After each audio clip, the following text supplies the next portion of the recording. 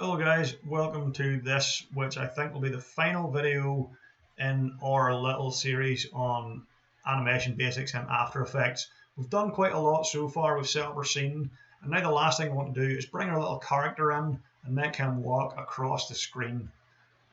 This is the simplest rig I could make and the simplest little animation, just giving him a little walk cycle and looping it over. But even that is going to be quite complicated. So we're going to need to rely on all the skills we've learned so far and then take it a step beyond that. Um, if you run an actual animation studio, it's going to be a lot more complicated than this. So make sure you've got your head wrapped around this before you want to tackle anything more complicated. So let's go over to the software view and see where we left off last time. We have our little scene set up. We looped the animation on the contraptions and we added a few little effects and a few little decorations to our scene. The last thing we want to do now is add our little character to it. So we have our little critter here and we want to add him to the test scene. So if you remember way back when, if I go back to my project view here and look at all my different compositions, the critter, once I rigged him up and had him sitting all nicely rigged, I renamed this to Critter Master. And the reason why I did this is because I want to leave this as a pure, untouched copy of the composition that I can always go back to and work from. I'm going to create a walk cycle for this little critter. But what I'm going to do is I'm going to duplicate this composition. I'm just going to select it and go Control C, Control V. I'll give me Critter Master 2. And I'm going to rename this as Critter Walk Cycle. Reason for this being that if I was making an animated series, maybe 10 episodes long, and I'm going to have this critter doing all kinds of stuff, it's really handy if I can just reuse snippets of animation. So I might have other scenes with other characters doing stuff, and he just walks along in the background, and I can just reuse those wee walk clips, basic clips.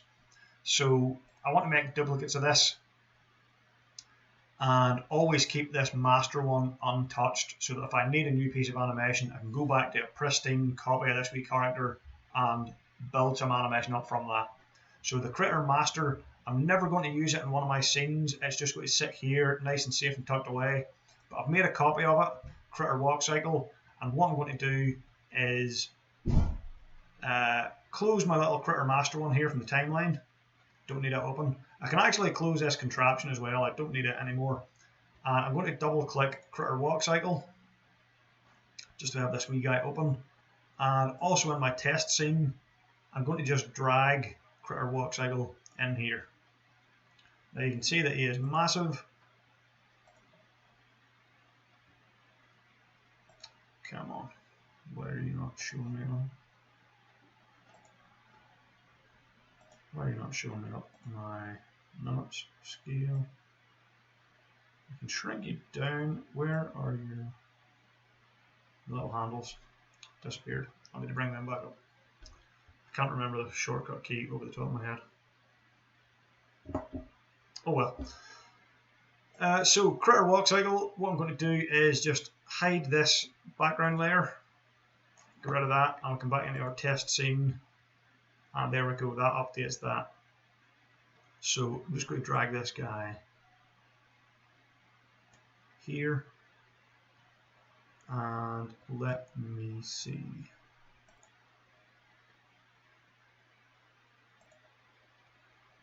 Okay, sorry about that there, guys. I just paused a wee second. This was annoying me. You might have noticed there that I had lost my little control handles. And not the biggest problem in the world, but it can get annoying. So just escaped me how to bring those back. I went online and checked. Very easy to do. Unfortunately, my OBS is a little bit weird the way it's set up. I won't be able to show you exactly how to fix that. But if you go to View and then go to View Options, you have a little checkbox in there for handles. So when I click on it, you won't be able to see it, unfortunately. But this brings up a list of little checkboxes.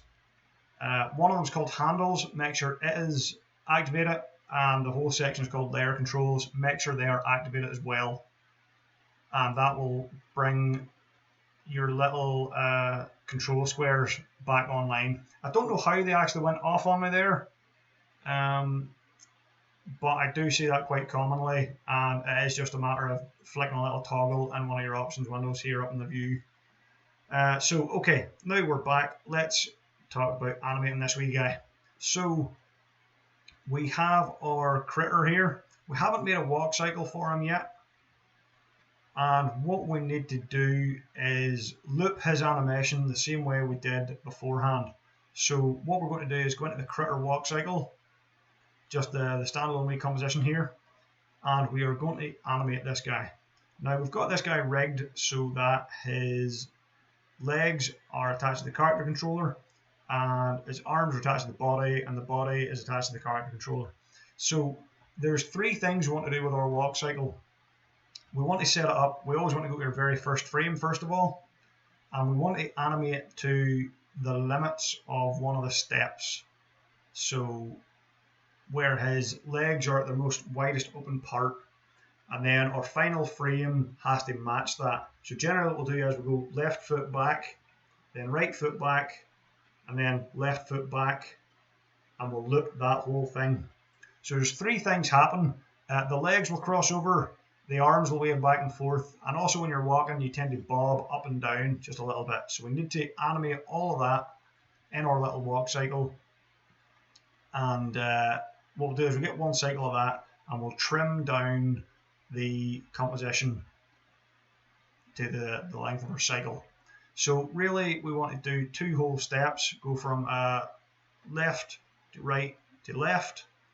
I'm going to make my step length to be about half a second, so that one cycle will be just over a second. It'll give us quite a fast wee walk, and then we'll trim this down. So quite a lot of mental gymnastics here, planning what's going to happen. The first thing I want to do is go to my starting point, and I want to take my leg rear, sorry, I'll start with the leg front, and I want to transform this.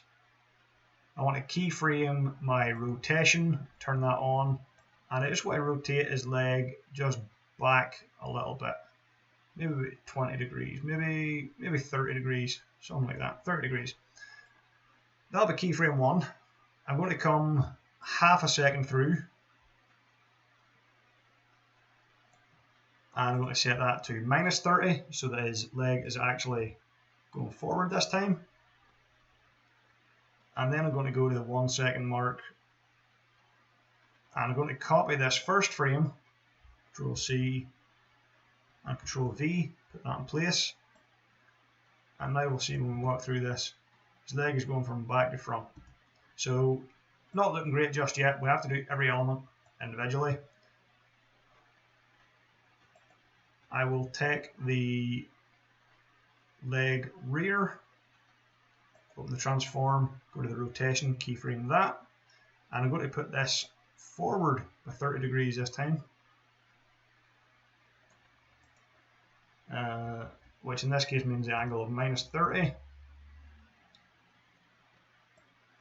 I'm going to, actually, do you know what I'm going to do? To make sure everyone's lined up nicely, on my leg front layer, I'm just going to select that and press the R key, and that'll bring up my rotation property, and that way I can see all the keyframes that are there. And in fact, what we'll do for leg rear, I'll just select that and press R as well. Since rotation is the only property that we're working on, that's the only one we need to see. You don't need to have everything else out, so just press R for that. Otherwise, you can press R, P for position, S for scale, T for opacity, or in this case, R for rotation. Just going to keep that up. So we've got 30. I'm going to come to our endpoint again. I'm going to copy that keyframe, Control C, Control V, and then come to the middle and set my angle to be +30 this time. So now we see that we have our legs crossing over. Next thing we'll do, we will grab the arm, and I'll press R to get the rotation for this.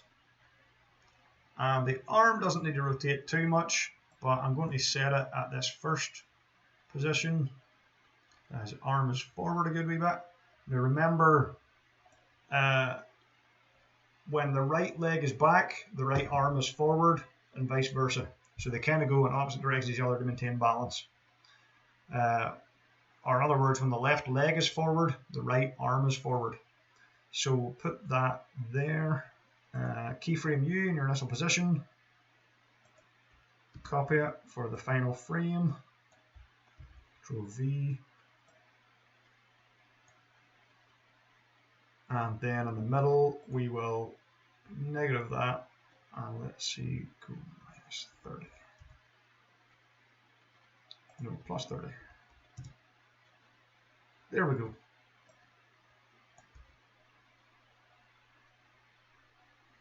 So one little cycle there, we've got that, and it's still quite slow paced, actually quite a leisurely wee walk.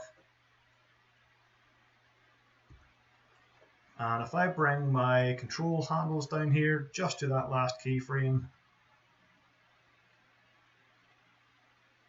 make sure we get it right, and I hit space, you'll see there we've got a very, very simple little walk cycle.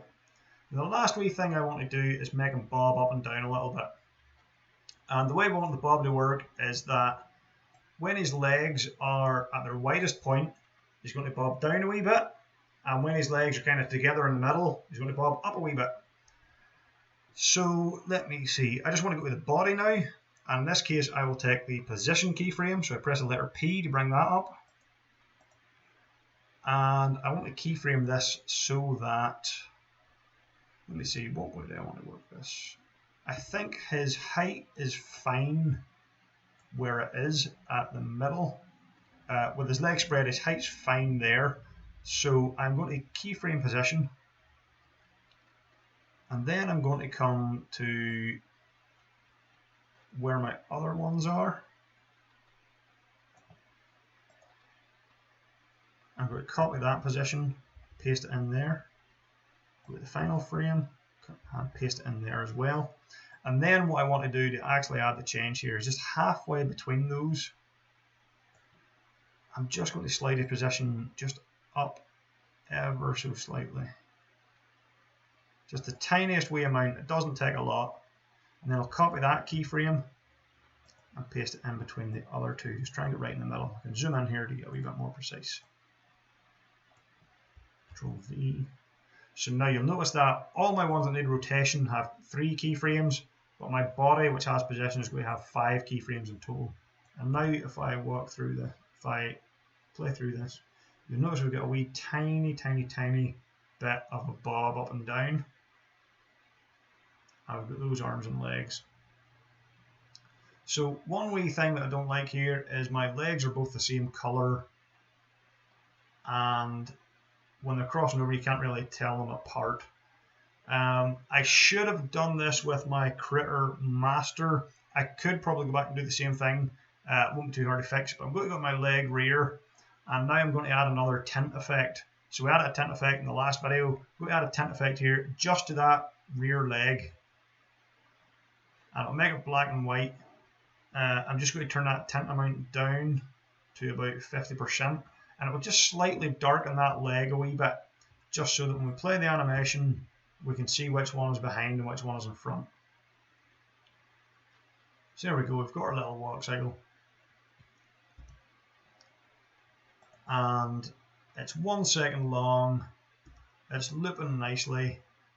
So what I am going to do is just, with my trim area brought down here, I remember we can use your 2V toggle handles to shrink that down. Just go to the very last frame there, do a right click and trim comp to work area. Very nice. So now my Critter walk cycle, if I come back to my test scene, my Critter walk cycle, that animation I applied will follow through in here. So if I press this, we'll see that the animation plays. It's a wee bit sluggish because I'm recording at the same time. You can see we've got one animation. And the same as happened last time, we get through one loop of it and then it disappears, it goes invisible. Go to repeat the same process we done last time. We're going to right click, choose from the menu time, and then enable time remapping. And it makes it the full length there. and we still only have one loop, but we want to go to our time remap, and we want to add that loop out effect that we done in the last video. So we want to hold Alt and then click on the stopwatch beside time remap to open that expression control. Let me see, refresh disabled, finish editing text to refresh, okay. I want to type in loop, capital O, UT, open brackets, close brackets. That will loop my animation. So now if I hit play, that little animation should loop over and over again. And again, we have that same problem where we have one single frame where it is, let me see, zoom in here, one single frame where it goes invisible. And again, we do the same fix that we done before last time. We just come one frame ahead. We add in a new keyframe, there's a little diamond icon here on the left, and we delete the original. I'll just play through that. I'm going to get our character looping nicely. So that is our walk cycle, and we've got him looping now. The last thing we need to do is actually make him walk across the screen. So what I'm going to do is I'm going to start here on the left. I'm just going to drag him off screen. And I'm going to keyframe his position. I do it keyframe mode. I'm going to come in about 5 seconds into the composition and move him across. And you'll see that we get this line here showing the direction of motion. Now you get a little dotted line here. Each dot represents a frame. So the longer we leave between our two keyframes, the more dots there's going to be in here, the more frames there are. I've also just noticed that he's coming in front of our contraption. We don't want that. So I'm going to drag this, collapse you up there. Just going to drag this layer underneath my contraption layer so that he is in front of the two in the background but behind the one in the foreground. And let me see if we play through this animation here. It might chug a little bit because I'm also recording, but we'll get an idea for the timing of this. There we go, he's walking. It's a wee bit off with the pace of the movement of the feet, but not too bad. Now that that's buffered, let me just bring that maybe over a wee bit, my work area. And let's see how you're going. Not too bad. We could do with changing the color of our shadow, maybe darkening it down a wee bit. Other than that, not too bad. Let's watch that play again. Okay, not too bad. Let me see, what else could we do with this guy? We could at this point, we could copy him. Let's copy him. Let's say this is our dad critter. Let's give little baby critter beside him. Show you a few things we can do. So we're going to make a duplicate of that critter there. I'm going to keep the time remap, but I'm going to delete the position keyframes and make him sort of trail along behind dad a little faster. So I'm going to click the stopwatch to get rid of those frames. And what I will do is I will move this one just over here. I'm going to scale them down. Let me just zoom in here. I'm going to scale them down. So now we have a wee baby critter. Maybe a wee bit bigger than that. Let me see, 12%. There we go. And we'll get our old friend, the tint, and drag him on there. No, actually, we won't use tint. We'll go effect. Let me see, critter, effect, color correction, and let me see, change color might do the job, or hue saturation, change color, let me see, change color, color to change, We're going to select the blue or the green of our body here. I'm just going to hit a hue transform, slide that over. There we go. It's not brilliant. It's not affecting the rest of them. Let me see. Is it affecting those other? Oh, yes, auto save. We'll just save our own project here as we go. Let's see. If I had that match color, it's only going to change that. You know what? That'll do grand, just to indicate what we're doing. So there we go. Change the color. Now our baby critter is a different tone, or a different hue. Sorry. We'll close up the time remap.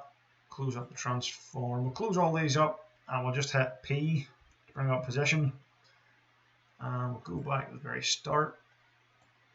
And we'll bring this little guy off here as well. And we'll see whenever Dad comes in. Wait till Dad gets most of the way across the screen. And now we've got the keyframe in our little baby critter. There's his position. And we'll wait until he's just a little bit behind Dad.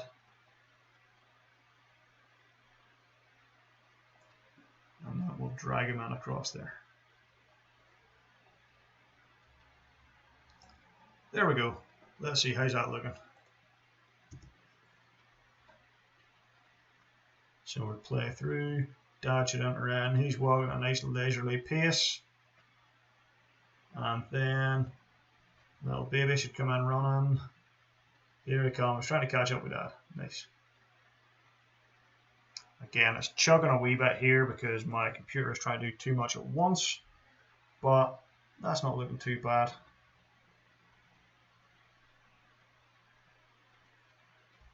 That'll do. That'll do us for now. And of course, if we go back to our project settings here, we can see that we still have our critter master. He's untouched. If we want to make someone else do something else, we could take this critter master, we could flip him horizontally, change his color again, play with the arms, and he could be fiddling about one of these machines in the background. We could do stuff like that. Or we could have 2 or 3 of our little critters walking along here following Dad. We have 2 or 3 little baby ones, all different colors. But I think we will leave it there. Yeah, 22 minutes, that's long enough. That's covered the basics of the animation. Your key things there, getting that walk cycle correct. I kind of flew through it a wee bit there. If you don't understand, just watch that wee section of the video again where I was keyframing in the up and down motion of the body, the bobbing up and down, and the synchronizing of the arms back and forth and the legs back and forth. You don't need any more keyframes than what I included in there for a rig this simple. So a big problem that a lot of students have is they add in about 1 million keyframes trying to adjust where the arms are into lots of wee micro keyframes. Don't need that. You just need a start, a finish, and back to start. 3 keyframes for most things. And then the rest of that, once you get those foundations built up, it's just playing with it and seeing what you can do with it, making them walk across the screen, duplicating it, changing the colors, changing the size, etc. So that's a nice little scene there. I might play with this a wee bit more, render it out, but that'll do us. I hope you've enjoyed that. I hope that's been informative for you. I will create some more videos on a few other things. If you have any suggestions of anything you want to see, let me know down below. My students, if you're looking for these resources, they are available on Canvas.